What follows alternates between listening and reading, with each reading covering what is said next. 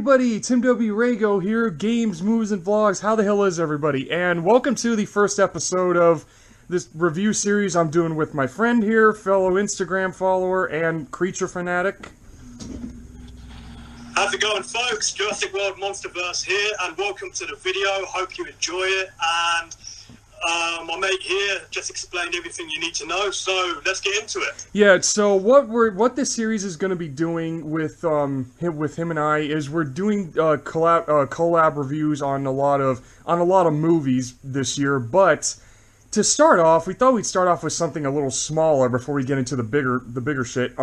Is PRIMEVAL, one of the best science fiction TV shows ever made. I mean, you're literally dealing with people who made the Walking With franchise here, which are great documentaries alone. Like, you can watch any of them, and they're fun. And they're super fun to watch. And for me, like, doing this, like, with PRIMEVAL, like, PRIMEVAL was a part of my childhood, growing up in the UK, and seeing it shown on TV, like with season 1, for example, which we're doing first, by the way, just so you know. And with season 1, man, it's bringing back so many memories already for me. Just because, like I've said, as a British kid and growing up in the UK, we'd often see it a lot often on TV. And it was all the talk that everyone at my school that I attended, it was all the talk that we would ever talk about. Like, PRIMEVAL was very popular back in the day. What's actually kind of crazy is this show aired over here in the US on the Sci-Fi Channel during, like, the late 2000s to the early 2010s, and then I found out about this show in, like, 2013. Like 2011 or 13 I found out, and I found out there's, like 4 seasons, like 5 seasons of this, and plus a spin-off. I'm like, oh wow, this is a whole thing here. So I watched, so I've got volume 1, which has seasons 1 and 2 on it, and I watched it, and I gotta tell you, the series 1, episode 1 here, kinda, and I'm saying series because for those of you who don't know, for British shows, they don't say seasons, they say series. Like, seasons is a US thing, series is the British thing. So I'm going to be referring it the right way as we're talking about this. I'm going to try to get it right. But I just love how you have series 1, episode 1 just starts out with, like, this parking lot, and you just see this. Oh, and spoilers, by the way, you've all been warned. So, and pretty much every review from here on out is going to be spoiler heavy. Yeah, there's going to be a lot of spoilers for this, guys. So also, if you're one of those people who give a fuck, go watch the episode before watching this video. But if you don't give a fuck, watch this video, then go watch the show, and then whatever. But I just love, like, how series 1, episode 1 of PRIMEVAL starts out with, like, you just see this random parking lot at night, and then this shopping cart just slowly rolls by the camera. Like, where did the shopping cart come from? Did a homeless person did a homeless person push it? Was somebody shopping before the store closed? Or, like, where did that come from? I think the wind just took it, and like a breeze just carried it, and just like it just feels so off. But it makes for like a great random shot, like, and you're just watching it, and you just go, okay, then. Where'd the shopping cart? Like, I don't know why I'm pointing out the shopping cart, but it's so random that the show starts off with that. The show just starts off with this random shopping cart just rolling. Like, seriously, you can make that a meme. They see me rolling. Like, you can make that a whole meme, but then all of a sudden, out from the trees comes Gorgonopsid. And the weird thing about it is that you ever know, a lot of paleo media takes a known prehistoric animal and just blows it up to look huge. I mean, that Gorgonopsid, that thing is massive for its size. With paleo media doing that with, like, well-known prehistoric animals such as, like, the Gorgonopsid, for example, I think it really makes worthwhile for, like, dramatic effect sort of thing. Because even though So even though, like, in life, these creatures weren't as big as depicted in the show, as you... Yeah, Gorgonopsid, I think, was only, like, maybe half that size, or not even half the size, probably. Like, it was, almost half the size of a person, I think, or... It wasn't even that big to begin with, to be honest. Well, it depends on the species, like, because you got to remember there were several species of Gorgonopsid. That's like, true, yep. And some of them range from, like, 6 to 10 feet long. I mean, this thing was about twice that size, so... But what's crazy is, the design of the thing, designed by... And if you guys hear buzzing in the background, that's my phone. I'm getting, like, notifications up the ass, but just... I'm ignoring that. But anyways... I love, like, the design, like, the Gorgonopsid. I love the fact that, you know, like I mentioned earlier, this show was created by Tim Haynes, who did the Walking With franchise. And I love the fact that the Gorgonopsid got recognition in Walking with Monsters. And what's so crazy is I love how Primeval over-exaggerated the fact that this thing is basically a saber-toothed reptile in a way. Like, the saber teeth in Walking with Monsters, they weren't as pronounced in that, but here in Primeval, they literally made it like fangs. I mean, they literally made this thing have fangs. But, and the one thing I do gotta point out, though, is how the CGI is executed for this thing in this opening. The CG is good. Oh, sorry. The thing is about... we keep interrupting each other. I'm sorry. Like, the thing about Framestore, because that's the company who did Walking With and Alien Covenant, actually. They worked on Alien Covenant. The thing about Framestore is it's the CG, you can tell it's CG, but it's good CG. Like, that's the whole... Like, that's the odd thing about that company, is that you can tell when watching it, like, oh yeah, you can tell that animal was completely CGI, but it looks good for whatever budget that show had. And I just love how... I just wanted to say, like with you saying how, like, the Gorgonopsid got some recognition before, you know, it was shown in Primeval as a kind of, like, popular prehistoric animal now.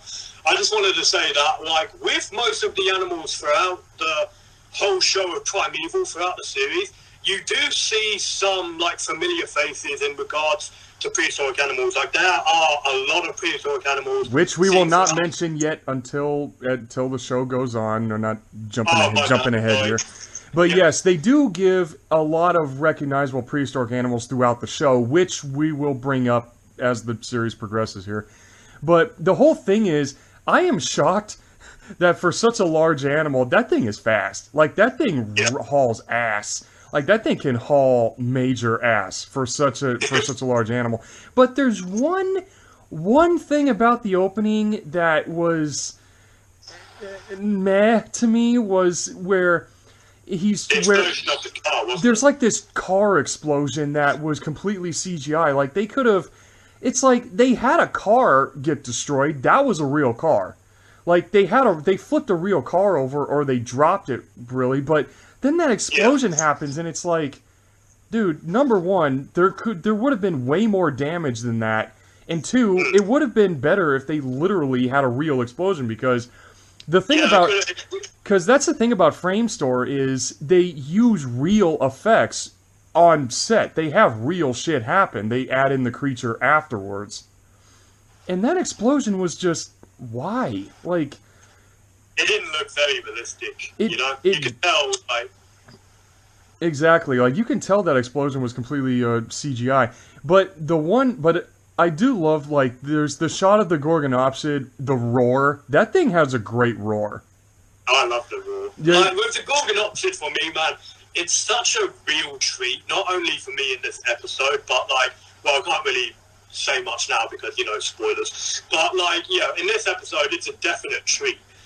And for me, it's got to be my second favorite creature in Primeval because of how badass it is. And I do love the fact that the show gets right to the point. Like, you just see the random see-me rolling by, and... all of a sudden, Gorgonopsid coming out of the woods. Like, you sit there and you think like, oh, what the hell are you doing? What the hell's this thing doing here?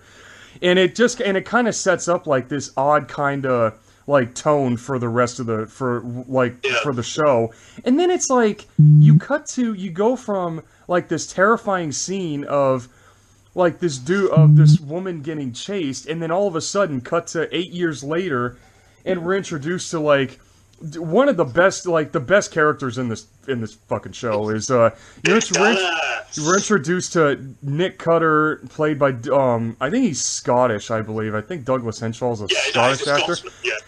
By Scotsman Douglas Henshaw, and then there's Stephen Hart, and then all of a sudden here comes Andrew Potts. Andrew Lee friggin' Potts. His introduction in the show is Connor Temple. It's like, can you just imagine being a professor at a university and all of a sudden this random student just literally chases him down. He literally chases him down to get his freaking attention. Like, Connor's introduction in the show is just, like, you can tell, like, right off the bat. Nowhere, right? He just comes out of nowhere like a bat out of hell, right? He does. He freaking does. And I love how the show, it's like every TV show has to have a comic relief. And Connor is just set up to be that, like, right off the bat. Like, the minute you see him running, he's set up to be the comic relief. Like, you're thinking, oh, here's the funny guy. Like, oh, here's the goofy nerd character here. And then Cutter basically, like, Douglas Henshaw, like, his acting, I love his acting in this. His acting, man, is something special. It is top-notch acting, and it pisses me off that we haven't seen him lately in any other films or TV shows, because the man is such a good actor. He is a good actor. Well, actually, he did a couple of shows, like, before Primeval. He did, like a police detective type shit. As well, but they're ones that we're not really familiar with, and ones that are not really to our liking, that we wouldn't really get into. So. Exactly, but after Primeval, we haven't really seen him in any other stuff but this. But I just love, like, when it comes to his acting, like, you can tell he really, it's so hard to forget, like, you really believe, like, Nick Cutter is this dude's name, because he gets so into character, especially the bit where they go into, and Connor Temple, he just gets roped into hanging out with them. Like, there's no rhyme or reason for it. He just follows them and gets introduced to everything. And then there's, like, this big essay that Connor wrote for the university, and can his thing be any more nerdy? He literally says it that he tries to make this entire magazine-length thing about how organisms on Earth are... It's like it's like this thick as fuck folder, isn't it? It's like and it's this whole thing saying that organisms on Earth are derived from creatures carried to Earth by aliens at one point. And then Douglas Henshaw just, like, he rolls it up and throws it in the trash. And the look on that man's face, he's like, this like, he's like, this college little That's the expression. This is what I love about Douglas Henshaw as an actor as well. The expressions that he does, like, that's what you call a good actor. Just from the expressions that on his face alone that he makes. Just like, oh man, from the expressions alone, this feels all too real. It feels natural. Like, he has a very natural way of acting when he, and when he has no dialogue, when he just, it's like you said, it's his facial expressions that just make who this character is. And, okay, his freaking, like, office has to be in his office. There's a whale skull hanging up. He has a Smilodon skeleton in there. A Smilodon... That is a whale. That is a whale. That's a whale head, yeah. It looks more like a crocodile? No, it looks more like sort of like, a marine reptile, aquatic reptile. It could be a marine reptile, but it's just the fact that he has that hanging up. He has this big skull hanging up. He has a Smilodon, fully reconstructed, by the way. How the hell would you get that? And then he had, like, a couple other animal skulls on his desk. Who wouldn't want that office? Like, that's my dream office. Like, same with me, dude. That would be that is a dream office. That episode, that is my childhood dream. Not only office, but like my dream room. Like just to have a room full of dinosaur fossils and old dinosaur relics, like paintings and things like that. Like that is the ultimate dream room for a full-on dinosaur nerd like us. Yeah, and then also, when speaking of dino nerds, there's also the child character in this movie, Ben, show. I mean, the show, it kind of plays off like a short movie, because it's like 45 minutes. It actually kind of... And then it's like, we get in, and then the show kind of starts off with like this whole, like a cryptid show, where it's like they're trying to find a cryptid in the woods. I like that, yeah. They kind of started off with that, and then all of a sudden, here comes... for those of you who are horror fans who have seen the original Chucky movies, fuck that reboot from 2019. I apologize to you, Mark Hamill, but that movie was... I wish you never did that. I'm sorry. But for those horror fans who have seen Chucky, we got Hannah Spirit in this show, who played in Seed of Chucky. And Hannah Spirit's character, Abby Maitland, the zookeeper, I just love how she's my forever crush. Ever since I laid my eyes on her, she's always been my personal crush. I mean, his celebrity, Jurassic World celebrity crush, ladies and gentlemen. But I just love the fact, though, like, her introduction is, and, I mean, she is honestly one of the most relatable characters in the show, because she's a reptile. She's a reptile enthusiast, which, I mean, seriously, the way they introduce her, she's sitting in a tank with two lizards hoping they would mate. Like, she's sitting in a freaking lizard exhibit, and all of a sudden, like... I don't know why, but that scene is always funny to me, because the lizards the thought must be going through their head, like, what are you doing here? What do you want us to do? Exactly, and if you notice, one of the lizards kind of looks at her like that. Like, one of the lizards kind of turns its head and looks at her like, seriously, why are you even in... Why are you in here right now? I imagine it just like, just acting like a bird, just shrugging its shoulders at her, just going, what are you doing here? And then you got the child that she hangs out with, because she gets this news about this weird-looking reptile, this weird-looking lizard that this kid found in the woods. And it's a Coelurosauravus, and for those of you who don't know, a Coelurosauravus is a literal lizard with wings. It's this actual little... It was an early... Permian. It was a Permian animal. It was an early reptile, lived during the Permian era, and let's just say it was a prehistoric version of the flying dragons that you see in Southeast Asia, but I don't think they're related, though. Yeah, but they share a resemblance, so they probably had same evolutionary path kind of thing. Traits and habits and things like that, you know what I mean? Yeah, but it was so crazy that when we're introduced to Ben, his room is like early dino nerd. Like, seriously, he's got like pteranodons hanging from the... It's a dino nerd's paradise, put it that way. And what's so crazy is he has a Godzilla statue at one point, the same one I happen to have, and it's that really old style one where Godzilla's dorsal fins are like not even dorsal plates, they're like little like little plates on the back, and he's really scaly, and the color is black and red. Like, there's a shot where that Godzilla figure's in the room, which I happen to have, and what's so crazy is, when Rex, like, shows up, it's so funny that they named this thing Rex. I mean, can it be any more dino nerdy? Like, it's a reptile named Rex. I mean, seriously, But the thing is about Ben is, when it comes to creature media, child characters are always annoying as fuck. They're always so damn annoying. But Ben is not annoying. He's actually a likable character. I was just gonna say and agree with you. Like, yeah, I'm not really a fan of child actors myself, but with with Ben and characters we'll later mention on. Sorry, that came out wrong. Mention later on. I meant to say sorry. Like with Ben, he's not annoying in the slightest. He's a likable character. And also, and when it comes to Rex, I love like how when they introduce this thing, he's so classic Framestore, where there's shots of him where he's a puppet, and then there's shots of him when he's completely CG. Because Walking With is known for that. Walking with Dinosaurs. Yeah. No, they're known for their practical and CGI effects. So. Exactly. And with Rex, though, it's just like, I love how there's two different things going on. Like, you got Abby and Ben dealing with Rex, and then you've got Nick, Steven, and Connor going after the Gorgonopsid. There's like there's two different stories going on in this show, in the start of the show. Yes.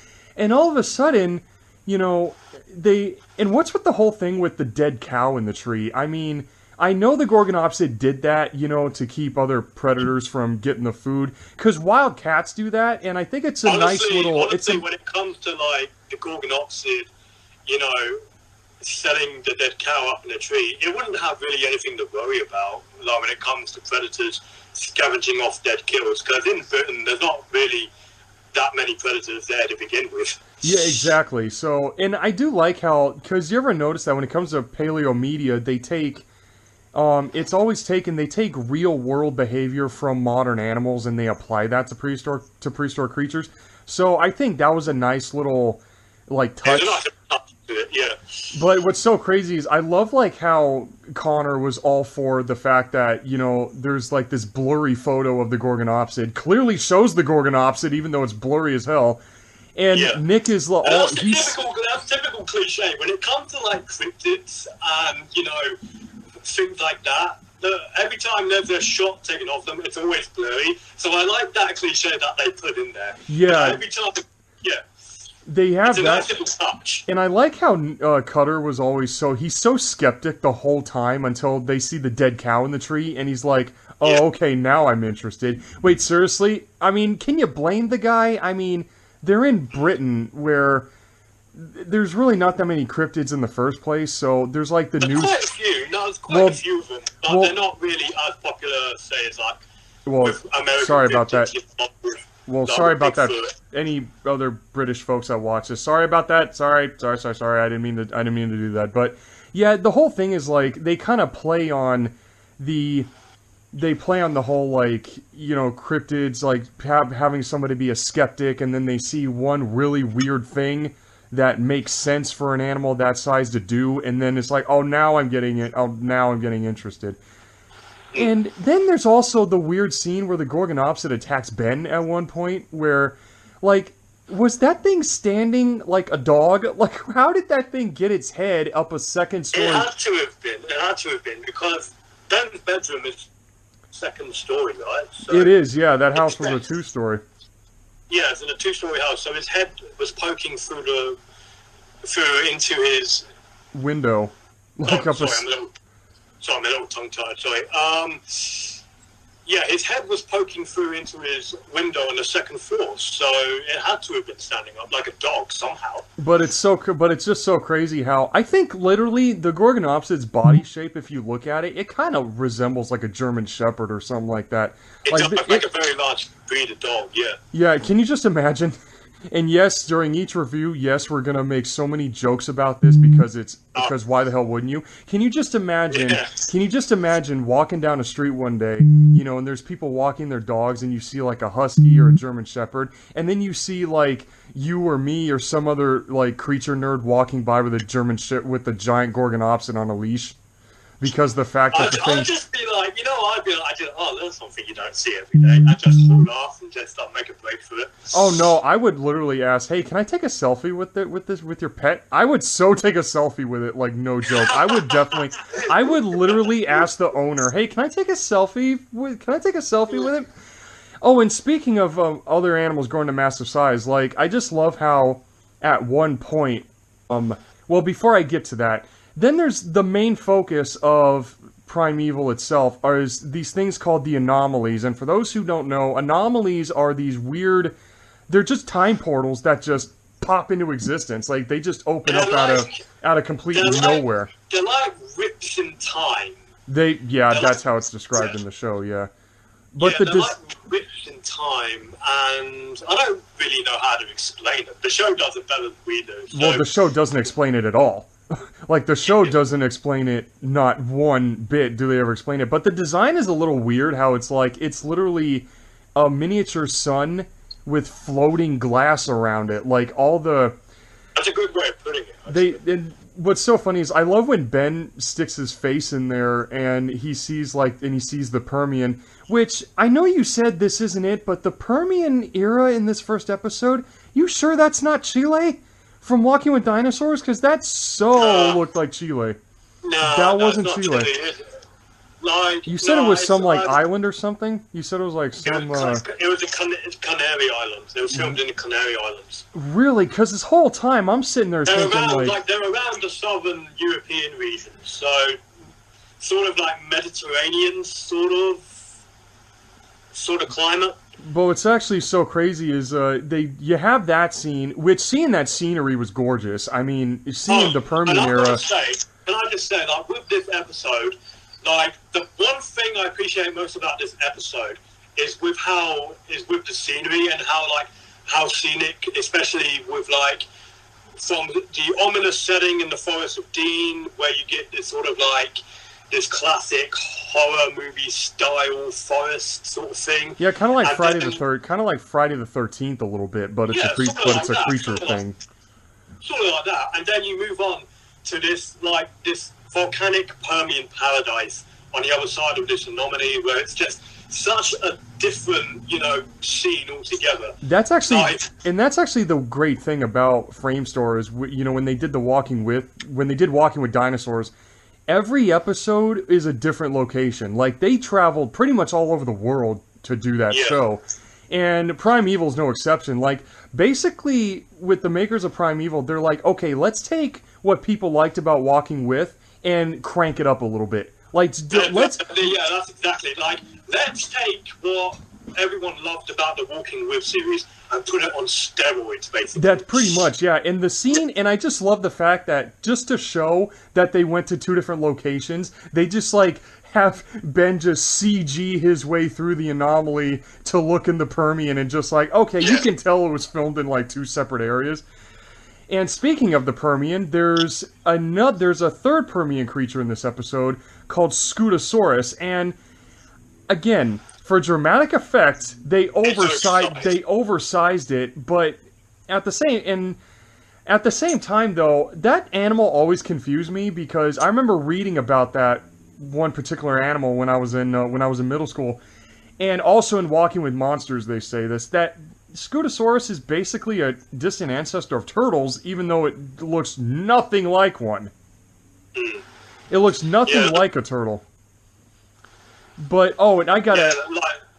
sorry, go on. Sorry, no, you first. Sorry about that, dude. No, you first. Also, you have Gorgonopsid and Scutosaurus. I think, actually, there's one thing I'm probably going to do with each episode of the show here, is see a scene I wish would have happened. And a scene I really wish would have happened was, in Walking with Monsters, there's a scene with the Gorgonopsid and Scutosaurus in the Siberian desert scene, in the Siberian desert part, where the Gorgonopsid hunts down and kills the Scutosaurus. I would have loved to see that in Primeval with them being that big. You know what I mean? With them being as big as they were. That would have been like good fan service if they would have had that. And it would be such a badass scene, man. That sounds epic. That would have been cool to see that. I mean, you have the same 2 creatures. Why not utilize them a little more? You know what I mean? Why not utilize them a bit more? It's sort of a missed opportunity in a way there, but with this episode, though, it mainly focuses more on the characters, on building up the human characters. That is pretty much what it like establishes everything. It establishes, and like I've always said, like with this episode, it does a seriously fantastic job establishing the characters and the world of Primeval. And also, and one character I do got a question is Claudia Brown. Like her introduction at the bar, at the Eddington Hotel. I'm sorry, how the frick does she know who Nick Cutter is? Like, how in the hell would she know who she is? Because that's good. Yeah. How the hell? Because he introduces himself and she looks at him and goes, "Oh, actually, I know who you are." And he just looks at her like, excuse me? Like, that's the question we never really got an answer to. How did she know him? Yeah, I don't get that. exactly. That's the weird part. And then we're introduced to, like, during all of this mess, we're introduced to the... Oh, one more thing I just want to say before you go on. I just want to say something like, regarding the creatures in this episode. Like, for the first episode of this series, like, the creature cast, man, like, I think they're the real stars of the show. They are. It's exactly like Jurassic Park, because like Jurassic Park, the dinosaur, especially the T-Rex, you know, the dinosaurs are the real stars of the movie, and Primeval took a lot of cues from... I mean, pretty much everything Paleo Media takes cues from Jurassic Park. I mean, how can it not? You know what I mean? Yeah. But the creatures, they do steal the show, especially Rex. Rex. When they bring him to this building that's just called Home Office, it sounds so American, it's magical. You know, for a British show... It's an actual real place. It's actually called Home Office? Is it actually called Home Office? Yes, it's called the Home Office. I'm sorry, but that name for a show that's entirely made and taking place in the area of the Brits, that is so American. That sounds so American. Home Office. That name, that's the most American thing I've ever seen. And also, and when it comes to the Home Office introduction, you like this character, but I can't stand him. Ben Miller's character... He's one of my favorite characters, just because I can relate to him so much. He sort of reminds me of myself. So do you want to introduce this character for us? It's Ben Miller's character, James Lester. He is the epitome of asshole. Like, in this show, he is the most asshole character. Like, he plays this typical, like, professional home office boss character, and it's just like... And I just love how... Cutter and... I think it was Cutter and Abby, actually. They were signing all this paperwork and shit. And James Lester comes up and he goes... And he just comes off as this asshole. Like, how are we sure that they're not responsible for this? You know, you spent your whole life planning every contingency up until an alien invasion, and then this happens. Like... So what was it he said next? So much for thinking outside the bloody box. Oh my god! Like, and it's just the fact that he says it with a straight face. Like, I love his acting, but his character's such a dick. I can't stand James Lester. I'm really not a fan of this guy. That's like part of his charm, though. He's a charming asshole. He means well, but he comes off as the right prick doing so. He does. And then I love, like, how he's so sarcastic when they brought Rex into, like, this little, like, lab testing room. Man, it's so good. And all of a sudden, you know, Abby's warning them, you know, they shouldn't mess with an animal like that. And James Lester's like, let the professionals do that job. And it's like, you know, they should mess with an angry lizard. I'm terrified. Like, Lester, shut the fuck up. I swear I wanted to slap him at that point. I wanted to slap James Lester for those two lines of dialogue. I swear to God. And then, when it reveals that he flies in the office and he starts flying around Home Office like a lost pigeon, the music is so odd. Like, they have this really awesome, like, guitar solo. But it's like, dude, what kind of music? It doesn't really fit into the scene, you know? It didn't, but I think the point was to be just random and roll with it. I think that was the point they were going for, was to just be stupid and just roll with that. Just have a weird, funny scene with weird music. I mean, don't get me wrong, that song sounds great. Like, the song... It's a good song. For me, like, when it comes to, like, and there's just a tiny little spoiler, there are several scenes in, like that in other episodes of Primeval. Yeah. It's not off-putting, but it feels like it just doesn't really fit sometimes. It does not, and especially in this first episode, you've got, like, this little lizard flying around, and all of a sudden this awesome guitar solo music starts playing. Yeah. Like, excuse me? And then everybody's reaction when Rex was flying from office room to office room, like, as soon as he enters, everyone ducks immediately, like, everyone freaks out. And then, and you said it was kind of stupid that, like, the ending to the episode where Rex, like, he lands on a windowsill, and Abby starts like talking to him, he flies out and then comes back. You know what I mean? You said that was a little like either stupid or off-putting or something like that. Well, I didn't really mean it like that. Like, it's just that the way that they treated Rex a little, they kind of humanized him, if you know what I mean.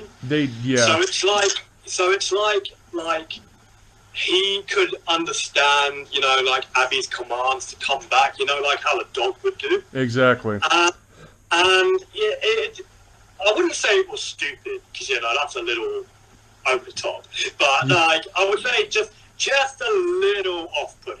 Just a little. Just by, like, just a tiny little.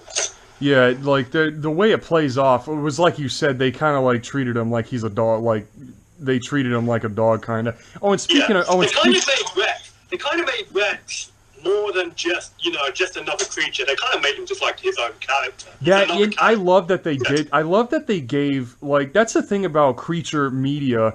And yes, I know we're talking about a show dealing with prehistoric creatures, but I also got to bring in other creatures as examples. Like, you look at, say, King Kong, right, from 2005, or you look at Godzilla from the Monsterverse. They gave them these serious personalities. Like, you look at those two characters, and you look at them as characters. Like, yes, they're large creatures, but you look at them like characters. Like, you can see the personalities that they have. And in Primeval, Rex got that treatment. He literally, they made him his own character. And also, speaking of Rex, how the hell did he come back through the anomaly? Because at one point in the middle of the episode, yeah, that's a good question. He just snuck past. Yeah, like Cutter and this mercenary. And what's so weird is how the hell does Home Office even get mercenaries? Like, everything in this show kind of like... They would have their connections. They would have their connections somehow. I guess, but you just sit there and you're thinking, like, where did all this come from? Like, the show kind of just, like, everything just shows up and you're like, deal with it. It's their deal with it. It's their roll with it. I imagine Claudio or Lester must have contacted someone off screen and got them to, you know, join in. So. Yeah, probably. And I just love, like, how Cutter was all for, like, you know, we got to take the lizard back. We got to get all these animals back in through the anomaly, right? And all of a sudden, like, the anomaly closes, and all of a sudden Rex is back in the present. Like, he just snuck, like, where'd he come from? Like, how the hell did he get, like, where the hell did you come from again? Because didn't, like, when Cutter walked through the anomaly with Rex, didn't he, like, let him loose and Rex just flew off? He did. They clearly showed that. So he probably just flew back in. Oh, and also, what do you ever think of... He must have. He must have done it without them realizing. Oh, and because they were so, you know, in total and utter awe just by traveling back to another time period when the Earth was at a younger age. And, yeah, when they were, you know, just, like, in wonderment, Rex must have, you know, taken the advantage and just flew back in without them knowing. Yeah, and also, what do you ever think of, like, when it comes to Cutter, they give him this, like, he has his own little issue going about, because the woman at the beginning of this episode, when that was getting chased by the Gorgonopsid was his wife, come to find out, that's been missing for, like, 8 years. And he has, like, this... You can tell he's kind of like a damaged guy kind of thing. Like, he acts tough because he's a scientist, but, you know... in his, on a great face, Yeah, in his personal life, though, you know, he hasn't seen his wife in, like, 8 years. I mean, dude, that makes him a little more relatable, because you can tell he's dealing with, like, a little bit of depression from that. Yeah. And also... And I just love the fact that, you know, he goes through the anomaly to try to find... his wife, Helen, her name is, and I just love how he's so focused on finding his wife. Like, never mind the fact that you have literal Permian animals right in front of you, quite literally. Yeah. I'm staying here to look for my wife, and there's a joke I made to you while we were watching this. You know, since the Scutosaurus are like massive in this show. And I made the joke where I asked you, like, if you were to go walking with them and literally sit down next to one and just sit there with it, you said you wouldn't do it because they're so damn massive. You wouldn't like. Well, no, it wasn't just that. Like, the size would put me off a little because they're so massive, you know. But it's just like when it comes to animals, bro, it's just like. Even with gentle giants, you still got to be extra careful because if they're unnerved or provoked, they will charge and attack you, you know? Well, like an elephant, kind of like an elephant or a rhino kind of deal. Like an elephant or a rhino or a hippo, you just got to keep that in mind, you know? Give them that extra space that they need and that they deserve. That respectful distance, you know? That's true. But with me, I'm sorry, folks, but I'm that guy that's like, dude, if I saw a literal herd of these things, I literally would not hesitate to grab my GoPro and just literally get them on I would literally get them on camera, like, straight up. I would literally pull a Nigel Marvin from Chased by Dinosaurs and walk in the middle of a herd. He walked up to the Ferrosaurus and he stroked its leg, and then it looks down at him and licks him. Yeah, exactly. That would be me in that situation. I would not hesitate to go and do that. But also another thing, On second thought about that, I would probably give it a go because, you know, I'm quite dumb like that. So, that's the thing about being an animal person that's a funny thing about being an animal person is like, because with me, it's like, and yeah, I'm going to put a little bit of personal stuff in this video, folks. Like when I was 4, you know, I was attacked by a dog when I was 4 years old, and you would think that somebody who has been through, and you said you've been through an animal bite too yourself, right? Like, didn't you say you've been? Well, I've been through several. Because, you know, I've had experience of handling animals before, you know, in courses and different jobs and things like that, and places I've volunteered at. So yeah, I've had my fair share of animal attacks every once in a while, and I have a few scars to prove it. So, but the thing is, though, is that you'd think that for people who have been attacked by animals, you would think that you would be really hesitant to even go near one. But no, I every time I see a dog or an animal, I have to pet it. I have to pet the thing. I have to ask the owner, can I pet it? That's the thing. Like with me, as an animal lover and a wildlife lover, like even though I've had my fair share of animal attacks and encounters like that with animals, it's never going to put me off, you know, because if you're in a situation like that, depending on the situation, it's mostly the person's fault anyway. Like most animals, you know, when they attack people, they don't really know what they're doing to begin with. Yeah, exactly. And even Steve Irwin said in an interview that he messed with a crocodile at one point, and the thing, you know, snapped at him, and he said on camera that it was his fault. You know, it wasn't the animal's fault. But when it comes to Primeval, just that one shot in the Permian of, like, they show a shot of the Scutosaurus herd, and, you know, they're just sitting there minding their own business. It's just that one scene. I would just love to sit there and just sit with them, with those things, and just watch them for like a couple hours and, like, just see how that kind of animal acted. You'd be on a safari in a way. Yeah, that's kind of what and that's actually the one thing I imagine though, if you did get up close to them, I don't think they'd be freaked out because you'd be so small compared to them, and like even though like we're both very tall guys, you know, but we still look small compared to them because these things are like elephant size, and I imagine that they'd be more curious about us. You know, yeah, they would. I'm pretty sure. Like, I'd probably have like one of them come up behind me and like knock me over by accident because its nose is so damn big. Yeah. But I'm just like push you over, and if that happened to me, I'd be laughing. Honestly. Dude, well, because of the fact, I don't know what it is. When an animal messes with people, it's funny. When animals fuck with people, it's especially hilarious. when they're curious. You know, when they're nudging you and they're nuzzling you with their snout, and they mistakenly like push you over.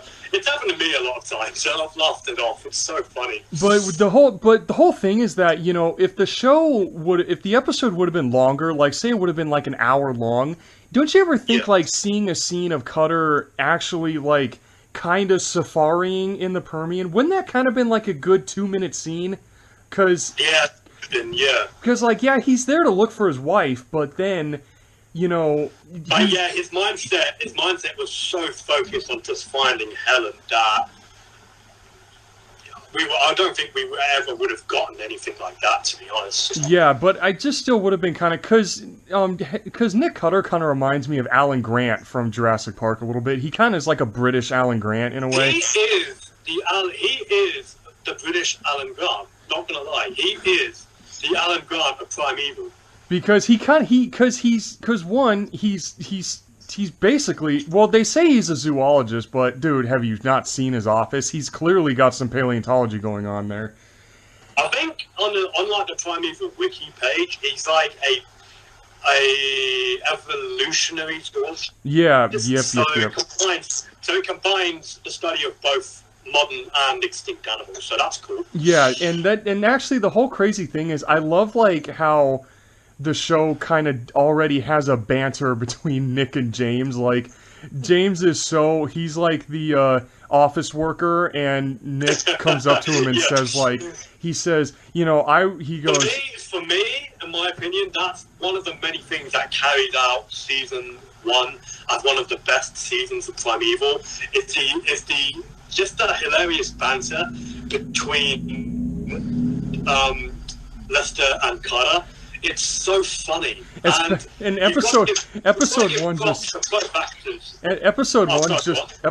just establishes that right off the bat, because there's like this bit where Nick was telling James like, that he wanted to go through the anomaly to go find his wife, and he goes, oh well, I would not rather be dealing with a civil service pen pusher when I could be exploring the most fantastic discovery in the history of science. And he says that with like, I'm wanting to do this, you son of a bitch. This is me wanting to do this. You are not stopping me. Like, and and also, like, Douglas Henshaw kind of reminds me of, like, Bruce Willis in a way, because everything he says it seriously. Like, he takes the role so seriously, and every line of dialogue is so serious, and he says it with a straight face. Like, it's like Bruce Willis. Bruce Willis is just like that. Bruce Willis is just like that. And then James Lester just, like, he just takes that line, he takes that insult, and then chases, man. Exactly. Oh, and then there's, like, he made Cutter sign paperwork before they went through the anomaly, and he said there's going to be nasty lawsuits if you don't come back. Like, how are you going to explain that at somebody's funeral? Like, here lies Nick Cutter's jacket, or we were able to find his jacket. What was his cause of death? Animal attack. What kind of animal attack? What kind of animal attack? Like, can you just imagine? I guess like the sequel would be out by then, because how could you cover that up? What kind of story could you come up with to cover that? I know, right? But it's just like, if he never came back from the anomaly, it's just like, what kind of lawsuit would you like be suing the British government? Like, dude, bro, like, what the fuck kind of bullshit? Look, I don't know why that line just kind of felt off when he said that. Like, dude, do you not know what you're dealing with? Do you not know the situation you're in right now? Like, what kind of... That's the interesting thing about Lester as well. There's that, even though, like, he's gotten himself into it, like, he really wants to get out of it, because, like, at the end... You look at... like, nearing the end of each episode, or, like, midway through it, like, particularly in this season, you're like, he's... he just wants it to be over and done with, but, like with how Cutter said it, it's very, very far from over. So the way... Yeah, you're going to have to deal with it for a long time. Yeah, he said it's like... He said, like, some force out there ripped the boundaries of space and time to shreds, and I love how this episode, starting off, it never... I mean, you're not really expecting the show to explain anything. It's only the first episode. You're not really hoping it just shoves exposition up your ass in the first episode, But, and I'm sorry, I know I pointed this out when we were watching it, but the cameras they were using, Douglas Henshaw's eye color, like, what is with the blue-ass eyes? His eyes, like, he's got the serious blue eyes in the show.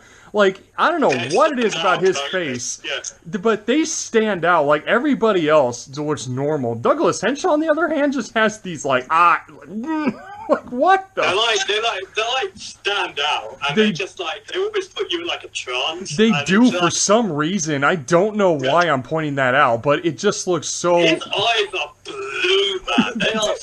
They are seriously blue. Like when you look at them, you just can't take your eyes off them. Exactly. Like, that's the weird part about the show is this episode is that. But and then what do you ever think of like Claudia Brown? Her, I don't know. I mean, this is only the first episode, but I think she's a little boring in this episode because she really don't do much. There's not really much character development for her.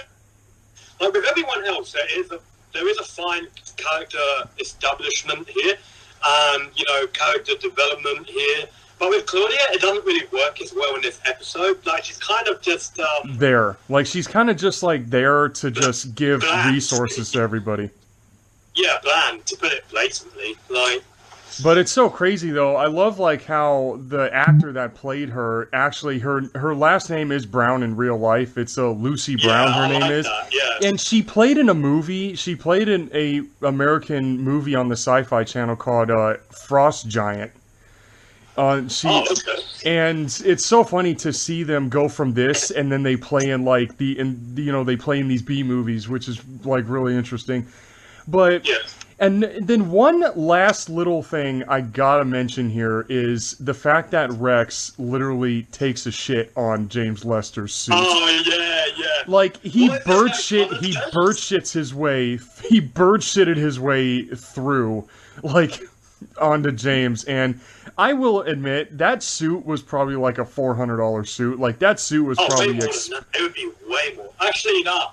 When you say $400, you probably mean £400 because. Oh, 400 pounds. Yeah, sorry about that. 400. That probably had to have been like a 400, 500 pound suit. Like seriously, that suit looks really expensive. Suits like that.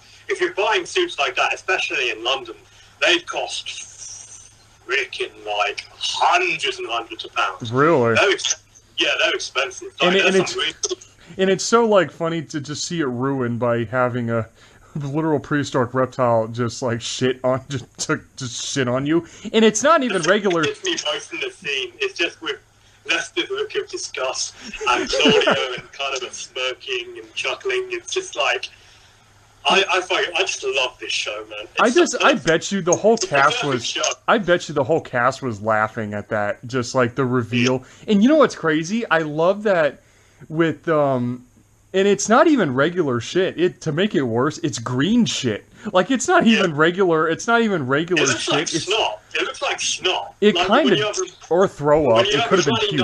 When you have a runny nose on a cold day outside, it looks like that. Yeah, that is what that looks like, and I'm pretty sure everyone had to have been laughing at that. Like I'm pretty sure Douglas Henshaw's laughing was actually like a blooper that they left in. Like, there is no way that was scripted. Like, I am damn sure that laugh was genuine. Like, seeing this this expensive suit just ruined by lizard shit. I would love to know, because of how good the actors are at doing their job in this show are, I would love to know how much of their performances were improvised and what wasn't. There's got to be somewhere, like, behind the scenes of that somewhere out there. Oh, no. Oh, dude, I bet you Andrew Potts. Dude, I bet you half the shit he does in this show was improv. Oh, my God. I bet you, especially in the first episode. Like, when he chases down, at the beginning, when he chases down Steven and Nick, when he runs after them, I'm pretty sure that was improv. That when he literally runs after them, that felt very improv. Oh, and another question that the show doesn't answer. One last thing before we wrap this first review up. The school attack scene. There's the school attack scene. Yeah. How did Ben get detention? Like, they never explain how he got detention.